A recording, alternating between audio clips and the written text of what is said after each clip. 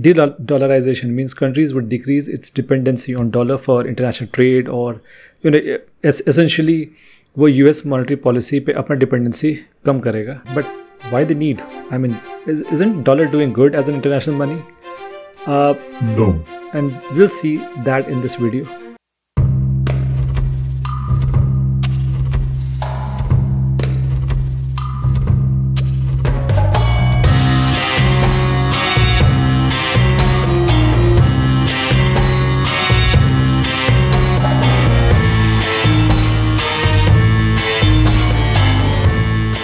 All these major economies, which were part of World War I, wanted arms and ammunition to carry on fighting. They had no one to turn on to except for US. So in exchange of gold, they bought a lot of weapons. This thing continued until World War II.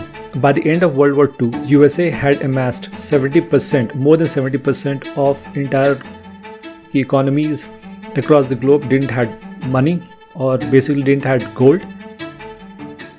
So by the end of World War II, a lot of major economies like UK, Germany, France, all these countries did not had enough money, and not enough money to build the country back.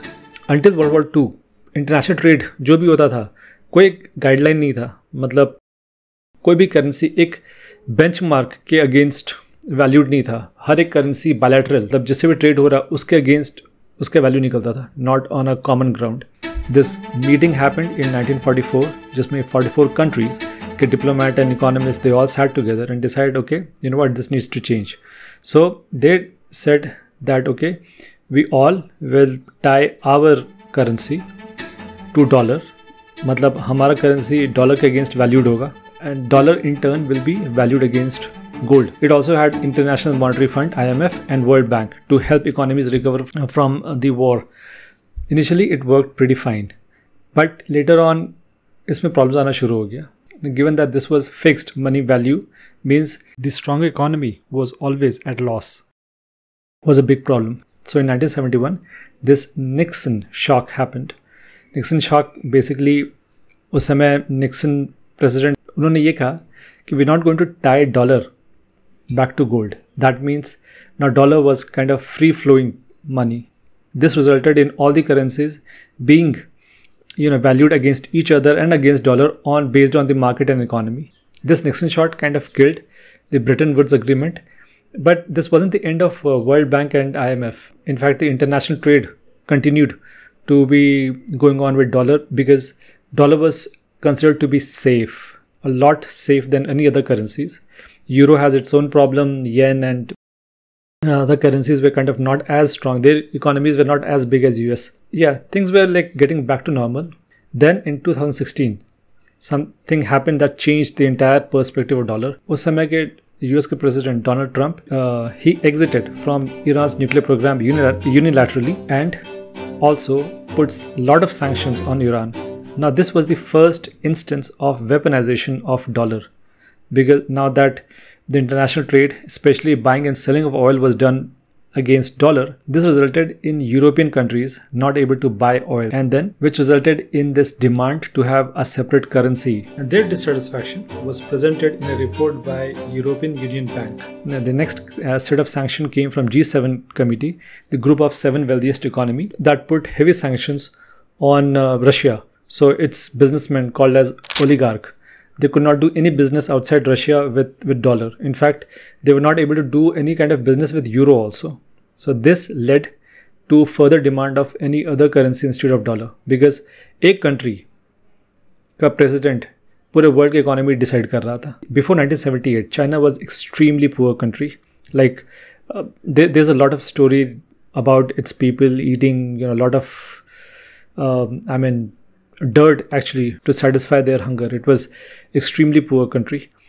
But in 1978, sweep of economic reform happened, and this led to China's economy grow at unprecedented rate. So for 30 years, China's economy grew like 10%.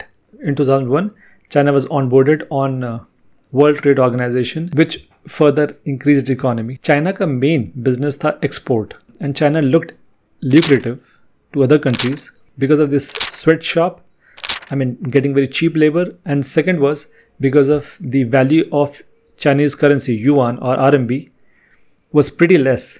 And Chinese government did its best to keep it less, keep it undervalued. After inclusion in World Trade Organization, the trade between US and China increased exponentially. In fact, China became one of the largest importers for US. This led to some sort of job losses back in US, and US was not okay with it.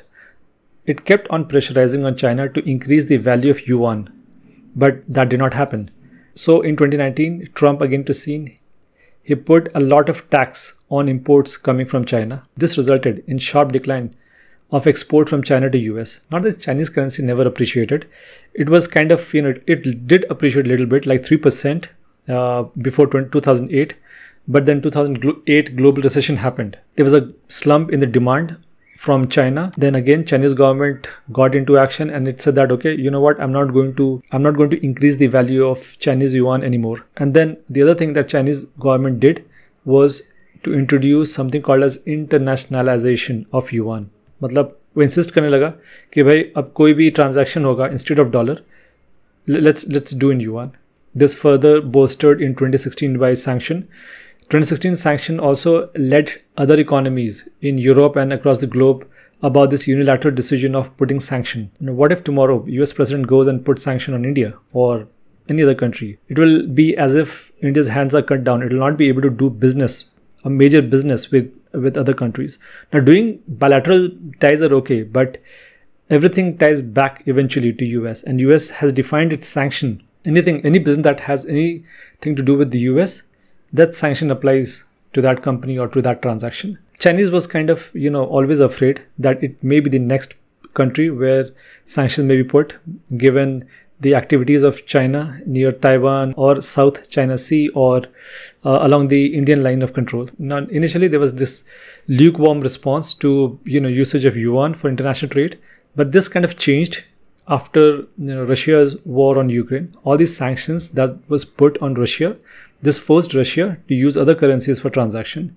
India was kind of buying a lot of oil from Russia. Initially, the transaction between India and Russia was happening on Indian rupees. But after Xi Jinping and Putin's meeting, Russia kind of insisted Indian companies to pay in Chinese yuan for purchase of oil. This was already when Xi Jinping was meeting leaders in Middle East and insisting them that they do business of purchase and sale of oil in Chinese yuan. Then this company called Nissan, one of the biggest home retailers in Argentina, decided that it will import goods from China on Chinese currency. All of these things are kind of increasing Chinese yuan in transaction, which has doubled since 2022, but it is nowhere near to US dollar. Like US dollar still is about 40% of all the transactions happening on US dollar compared to just 2.8% in Chinese yuan. But it's not that Xi Jinping or Chinese have like good intention, like to replace dollar with yuan, and although Chinese say that they are here to end the hegemony, but it seems that they are trying to replace US and then become the global economic power. Now, there's always this risk of de-dollarization. It's not that Chinese yuan is pretty stable economy. Like there also one person takes a decision, and no matter what they say about democracy, it is always authoritarian country. Now suppose that any other currency, yuan, replaces for international trade. It needs to have like tons of money flowing in the market. Like every year, trillions of dollars are being exchanged to carry out international trade. Does any other currency have that kind of presence in the international market? The world is really moving towards the de-dollarization, and this BRICS meeting that happened, they're touting to have another currency that would kind of replace dollar and then use that currency at least within these 5 countries. But till now, BRICS is just a talk show. It has achieved nothing more than just setting up this bank, and that bank also is not kind of helping a lot within these countries. There's a lot of groupism here, like Russia, China, and Brazil kind of at one side, and the other side is India and South Africa. And if you talk about the power, it's just India and China, which are major economies. Other economies are kind of stale. They're not growing.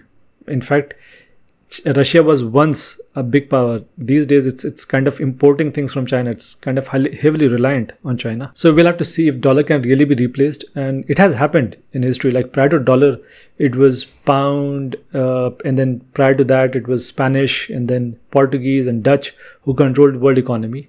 Eventually, dollar will be replaced, but when will that happen? We'll see. What's your views?